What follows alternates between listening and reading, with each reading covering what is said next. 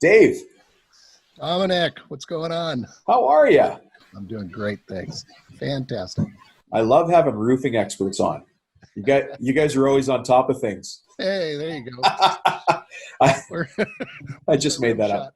I just made that up. Now everybody knows where this episode's going. Oh my God, I don't know where it's going, but Well, actually, you know what? Actually, not a bad transition. I just mentioned you're a roofing expert. You're here on the Profit Tool Belt podcast talking to contractor business owners, people that are aimed forward in their business, but they don't know who you are. So can you introduce yourself? well, I'm Dave Sullivan, and I host the Roofer Show podcast, and it focuses down on the niche of roofing contractors. But this really applies to any contractor because, as we know, as you know, it's so many of these things are applicable to any trade. Yeah. But I started off. I'm out here in Northern California. I started off in a small family roofing business, and I went to college out here. When I got out of school, the plan was my father was going to teach me the trade, all the tricks, and so forth. And I was looking forward to that. I got out of school. He had a heart attack. I had to take over the business, and I did not know what the hell I was doing. So Oh, I'm we sorry. talk about the hard knocks. I learned the hard way, and but it all worked out. I learned a lot. And the smartest thing that I did was hired a consultant to help me. And as we both know as business coaches, it makes all the difference. And that really helped me. But it was a real struggle starting off. And since that time, I retired 10 years ago. And I'm just kind of hanging out doing podcasting as a hobby. Hey, you live in California. Isn't that what everybody there does? Well, pretty much. It's, let's see, 85 degrees out, beautiful sunshine. Oh, I don't know. It's okay. I like to say that. But it is California. I mean, we certainly have our share of problems. Yeah, just a couple. Just a few. But when trouble isn't a brewing, we like to take our vacations. And, the reason that you and I got together and I was on your show, and now I'm so happy to have you on this show, but I want to hear from you how I can finally take a 2-week vacation, because one of the challenges that my listeners have is really time. They're pulled in a million directions every day. And, the thought of taking some time off, even the thought of it is like, oh my God, how much work I have to do just to take that time off. And then when I come back, I need an extra week just to catch up. And so quite often people don't take that time, and then they don't get the mental break to, so how do we do that, Dave? How do we take a 2-week vacation as a busy business owner in the construction trades? Well, this is something that was so important to me because, as I mentioned, I grew up in this family business, and my father was chained to the business because it's what I call a rake structure management style. Everything comes through him. He didn't want to delegate. He was afraid people wouldn't do it as well as he could. So he just couldn't get away. And he said, by the time, I'm going to retire, and then I'll do all these things, and then we know what happens. And I like to say, when you're young, you got the time, but you don't have the money to do things. Yeah. Then you're working, you've got the money, but you don't have the time. And then you finally get to the end, you've got the time, you've got the money, but you probably don't have the health. And that's what happens so often. And what was important to me was the idea of being able to travel, being able to spend the time with my 3 boys. And that's what I wanted out of my business. And the way I got that was really coming up with a business plan, because, and part of this plan, what I talk about is the 2-week vacation. Let's say that you won a 2-week vacation to Hawaii, but the catch is you have to leave in 2 days. Most contractors couldn't do that because they say, I can't go away like that. My business would fall apart without me. Yeah. And that's the real problem. So when we talk about, finally getting to the end when we're going to retire and having an exit strategy. Yeah. This is part of that, is that you have to be able to take time off. at the last minute, whatever, to have value built into your business where you have actually a saleable asset and, that's worth something because it's Right. not reliant on you. On you. Yeah. Yeah. So I think the way to do that is by having a plan. And what I came up with was, I call it the one-page business plan. And it's... And Dave, before you get into it, if you don't mind, I just want to tell, because the listeners here, some of them are like, man, who's really got a business plan? And so you and I both get to meet lots of great people every year. Let's say that over the course of a year, we meet one new business a week. So you're going to meet 52 business owners in a year. I'm going to meet 52 in a year. How many of those 52 business owners you're going to meet have a business plan before they meet you? The successful ones, I'll tell you that. They already do. Some of them do. Yeah. And if they've been in business a while and they're growing their business and they're in control of their business, many of them do. But the problem that I see so often is that, I don't have time to do a business plan. Yeah. Or the second one is, I don't know how to get started. And this is why I came up with this simple one-page business plan, because the important thing is it's the process of planning. It's taking the time to step back, go through your business, see what works, what doesn't, and just going through the steps. And it's an 8-step plan. It asks you the questions, you fill in the blanks, fill in the box, print it out, and you've got a pretty good idea of where that business is going. People do this all the time already. I mean, in normal times, when we're sitting down watching the football game, we have all sorts of advice for what's going on down on the field, right? But that's because we've got perspective, right? Because we're stepped back from the game and we can see the whole playing field. And I know that's the same thing you're talking about in a business plan. Is you're just saying, look, take an hour off, go sit down somewhere at a boardroom table. Top people who should be in that meeting when you do the business plan. Who do I need there as the owner? Well, by the time you come out with this, it's going to be a game plan for your business. Yeah. It is as simple as that. It would be like, okay, here we are. We've gone through the halftime, in a football game. We're coming into the locker room. Well, the first thing we got to know is we got to know what the score is. We got to know what we did right. We got to know what we didn't do so well. Yeah. And what's the plan moving forward to win this game? And it really is as simple as that. But without having a game plan, you're not going to win the game. Can't do it. Yeah. Same as business. It is that simple. And that's why I try to keep it simple, because it's just to get you started. And once you get started, you're going to see the value in this. And I know from my experience, that's what really built my company and allowed me to take not only that 2-week vacation, but take the 4-week vacation and do that a few times a year. And that's what I wanted out of the business. And that takes planning and constantly, is that you have to keep on top of it and you've got to make changes, Yeah. Mike Tyson, the famous boxer, everybody's got a plan until you get punched. Until you get punched in the face. That's right. Yeah. And then you've got to adapt. So it's just staying on top of this. I like to do this once a quarter, twice a year, but to have a plan, get your team on board, and we're all going in the same direction for the same goal.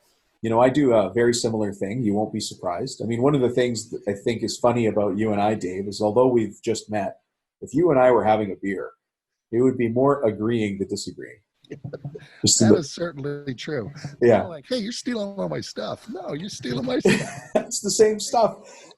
People listening are going, well, if both of these guys talk about the same stuff and they both do the same thing, maybe I should do that thing too. Maybe there's something to it. I know that when I brought business planning into my own companies, it really changed things. First of all, it was interesting hearing the input of my team. So when obviously I did the first business plans myself, and you're just not sure what do you write down. But when I started bringing in key people, I think one of the hardest things about a business plan is I want to keep that room as small as possible, painfully small, because if you've got too many in the people in the room, they're not really adding value. But what happens is people leave that meeting and they're like, okay, there's our marching orders. Now we know what we're doing in the next quarter. Exactly. You know? And people want to have that. They want to feel like they're working for a business, a team, a winning team that has their act together, that knows where they're going and knows how to win and what the plan is. Yeah. Have you seen any big realizations coming out of a business plan? Like a company that's been running great. I mean, they're not running, they have to be running great before they meet people like you and I, and they want more out of life, more out of their business. So they're already running a great business. But then they meet a guy like you, they sit down, do this business plan. What's some of the funny or interesting things you found after putting a business plan in place with the company? Well, really, it's a matter of what is it that you want to do? And that's the first question that I asked people. And the first step of these 8 steps is what I call the end. What's your destination? Yeah. Where do you want to go? Let's, and we've all heard, start at the end. And once we know our destination, once we know where we're going, we can reverse engineer a plan to get us there. Yeah. Without having that destination, knowing where we're going to go, how are you going to design a roadmap to get you there? And part of this is, it depends what phase of your business you're in, but so many of us are, let's say we want to get out of it. We want to exit our company in 5 to 10 years. Yeah. That's how long it takes to put an exit strategy together and really have a plan on how you're going to build a saleable asset that's worth something. Yeah. It's funny. That's a funny observation you make, because I immediately think of a story. I sat down with 2 business partners. One's older and one's younger. The older one is thinking about retirement. The younger one's thinking about growth, but his wife is very, very conservative. And so these guys are kind of an excavation contractor. And she freaked out that they needed to buy a new bucket for the cat. And so, the younger guy, that's the younger guy's wife. So there's this tension between the partners that they didn't even really know existed. But when it came time to make even simple decisions, one guy was saying, well, I want to be out of here in a couple of years. And the other guy's like, I want to grow. We got to buy this. We got to do that. And although it wasn't, these guys got along great. I mean, they're more like brothers than business partners, for, to give them a ton of credit. But at the same time, it was why their decisions weren't lined up as a business and why they were kind of struggling going forward. And once we got it figured out, that's what they wanted, things just become so much easier because everybody's on the same page, right? Business plan. And it gives you the confidence to move forward. And that's where so many of us running a business, we're just unsure. We're not sure where we want to go, what we want to do, how to get us there. And that comes through in your team. They want to know what's going on. I like to look at it as, let's say we're going to climb that mountain over there. All right, guys, here's how we're going to do it. We're going to take this path here. I'm going to lead you. You can have confidence in me, and we're going to get you there.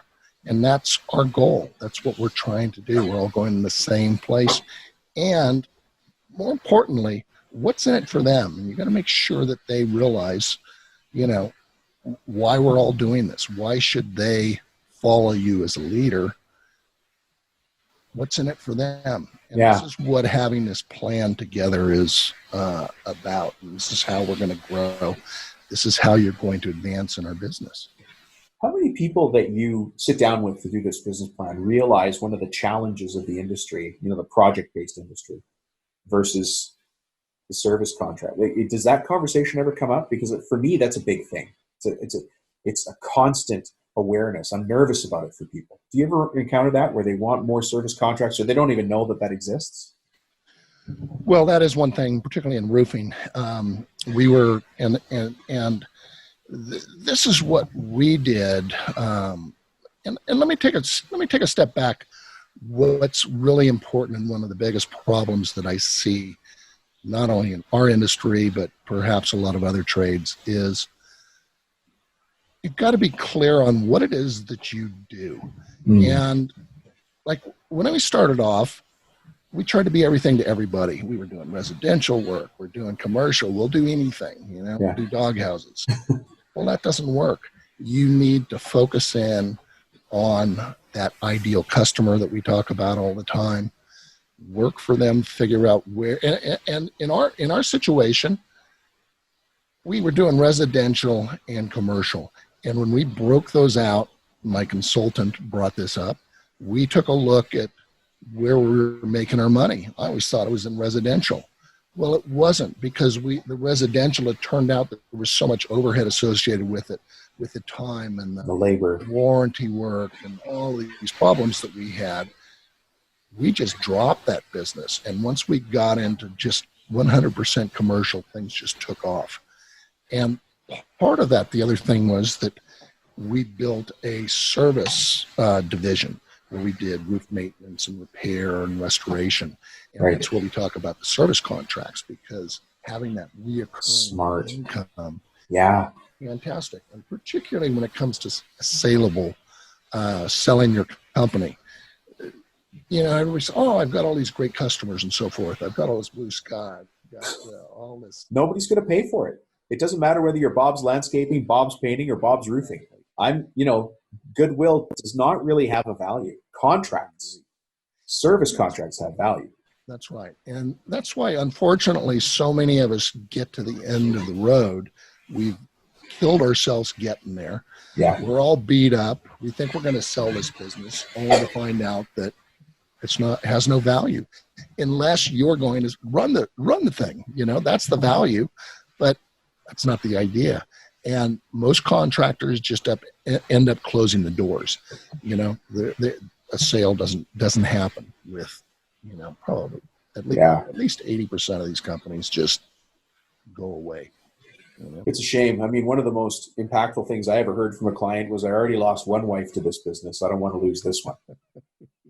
And it's tough. Like you said, you give your life to the business, and then at the end, or not the end, at the medium point in your life, when you think, hey, I'm going to take the cash and I'm going to go golf, fish, ski, hike the world, do whatever you want. Mm-hmm. You want that return there. And that's why I brought up that question. I really urge everybody listening to think, when you sit down to do a business plan, think about how you can have consistent money coming into the business. And the first answer many people give is, well, you don't know this trade, Don. It's impossible. And I will tell you that if you sit down with that piece of paper and you set yourself that question, you'll find out how it's possible, because the only limitation is the limitation I put in my own mind. Nobody can tell me how successful or unsuccessful I will be. I do it myself. And so when I put that down on paper, I can make it happen. And I love the fact that you do that with your people too. I agree. Yeah. Well, what other observations do you see? You sit down, do a business plan with people. What are some of the more operational things that people go to fix? Well, what we do once we have our destination and we're talking about, okay, building this thing up, where the idea of the 2-week vacation, because if we can build an organization that doesn't rely on us, then we've got something there. And the biggest complaint, I think, and I'm sure you see it, the biggest gripe that we have from contractors, and I know I did it, was that you just don't have the time to do the things that you want to do. Oh, yeah. It's just living in that chaos. And the next thing you know, time blows by, right? Your kids are grown.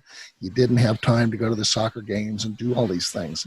And this is, you can design this business. This is what's so great about the construction industry, is that you could build these organizations, this company, and you can do anything you want with it, whatever your goal is. And that's why I always ask my contractors, why are you doing this? What is it that you want to get out of this business? Because, and most contractors, I don't know. I just want to make a living. Well, then you're working. You're just working. Yeah. Go be a PM for somebody and you probably make more money with less stress. Yeah. And that's not a business.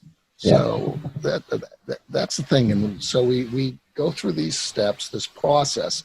And again, it's the process of planning. It's, people get hung up on the idea of having a business plan. And that's why I like this little, once you get started, you're going to see the value in this. It's, identifying your ideal prospect, that ideal customer. Yeah. Then thinking about, where do they hang out? Where are they going to be? I call it the what, who, where, and why. It's what that we talked about. What is it that you do?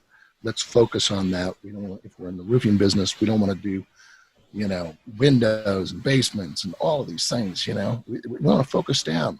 Like I say, the riches are in the niches. Yeah.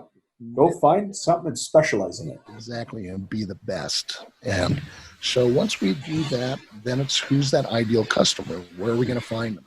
It's not going to be in a neighborhood where they can't afford your services, for instance.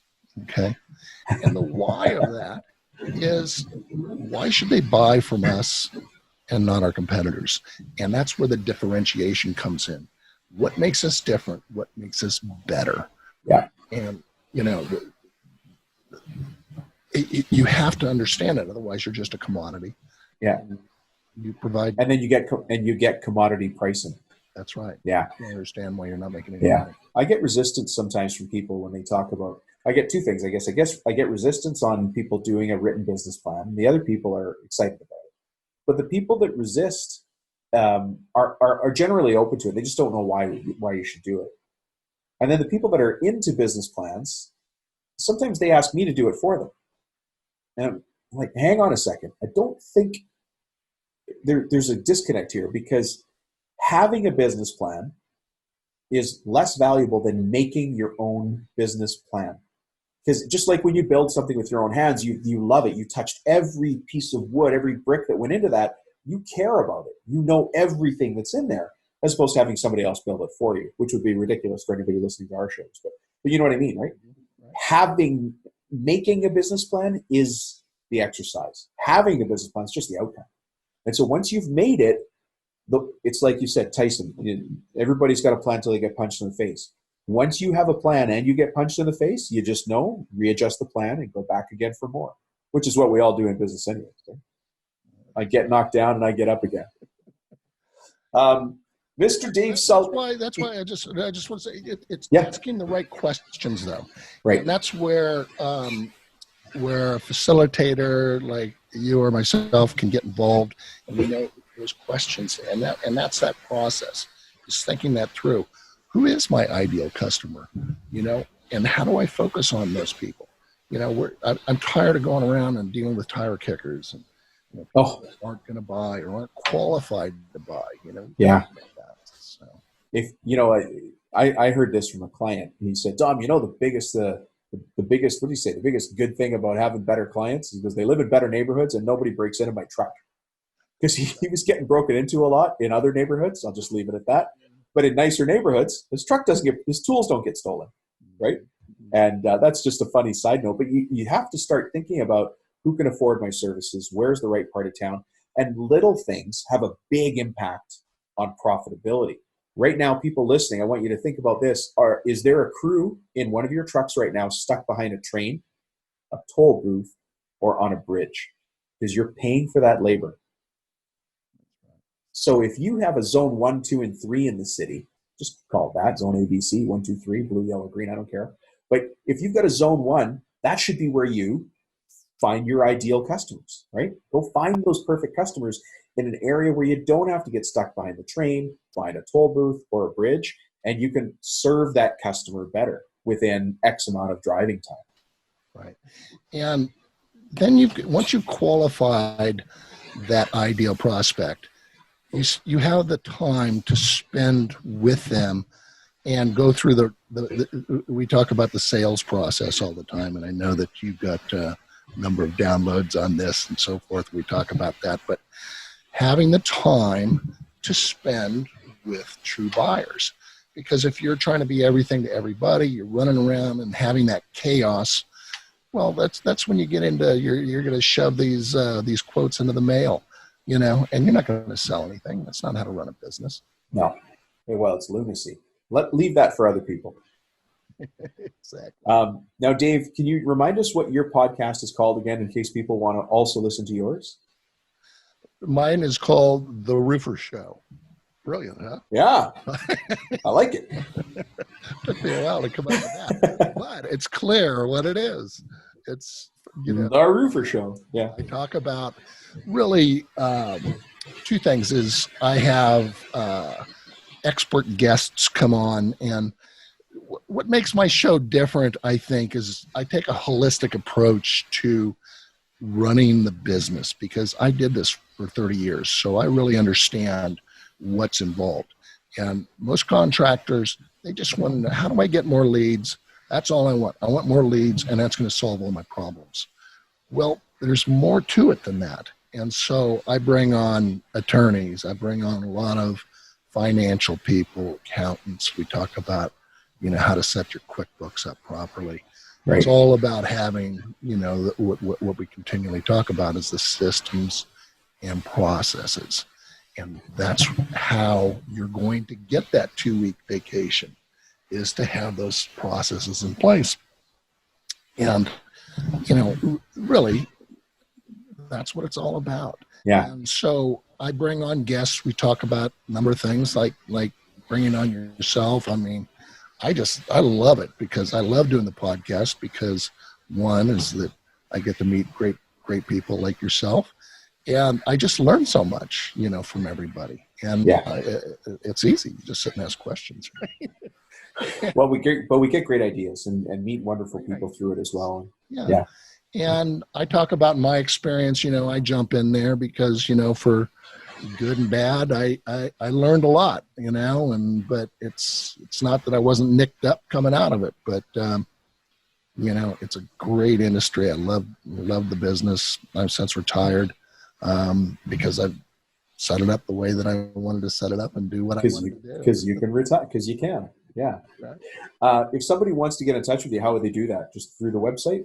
Yeah, you can go to my website at theroofershow.com. And I'd love to hear from you. I've got this one-page business plan as a free download on there. And this is for any trade, any contractor. It will get you started on the process of planning. And that's what's so important. It solves those two problems. Is I don't know how to get started, and why should I do one? Boom. It's all there. Just it's all there. Questions, and it just gets you going. But or you can get in touch with me at dave@theroofershow.com.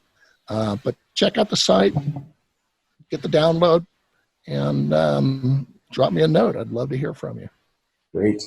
Well, Dave, thank you so much for joining me here. I think it's well timed that you're talking about how I can take a 2-week vacation when we're recording this, just as we enter into summer. So yeah. Thanks so much for joining us, Dave. Hopefully we'll have you back as a guest again soon. Thanks, Dominic. Appreciate it. Bye-bye.